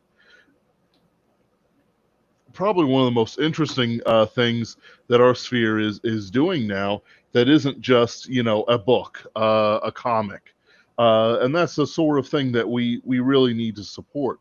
Uh, not that I'm going to impugn anything on JoJo, but those who are in our circles are often canceled and removed for various projects, and until recently, it's gimped a lot of what we're trying to do as creators, as artists. I would like to have free expression and to sort of expand and be paid for. That is also pretty nice. Be paid for various things and to create more interesting pieces of art. We've seen what's happened time and time and time again with Star Wars, Star Trek. It's gotten so old hat, I don't even want to talk about it anymore unless it's something new and interesting that nobody's beaten to death like a horse, like an evil horse. So you must understand why we consider this very important. Not only that, it's a good story. If you join up at the $25 tier, you'll receive a thank you on the video at the end of the credits, as well as the complete set of complete collection of Pinkerton's ghost stories, from Mother Morrow to the guest episodes, to the mainline seasons up to season 3. Plenty of value, tons of value. We have been writing for years. We have produced an episode for the first few years once a week and once every other week until recently.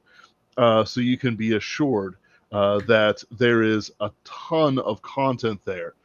Just because we're not doing hardback novelizations is simply a matter of cost.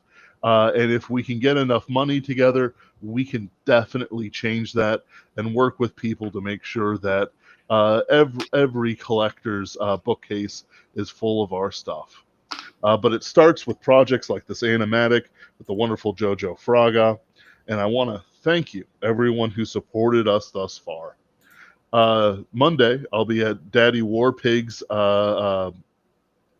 live stream to promote this more directly and to talk horror in a more direct way as well. Do check out Jojo Fraga's work. She has some excellent stuff.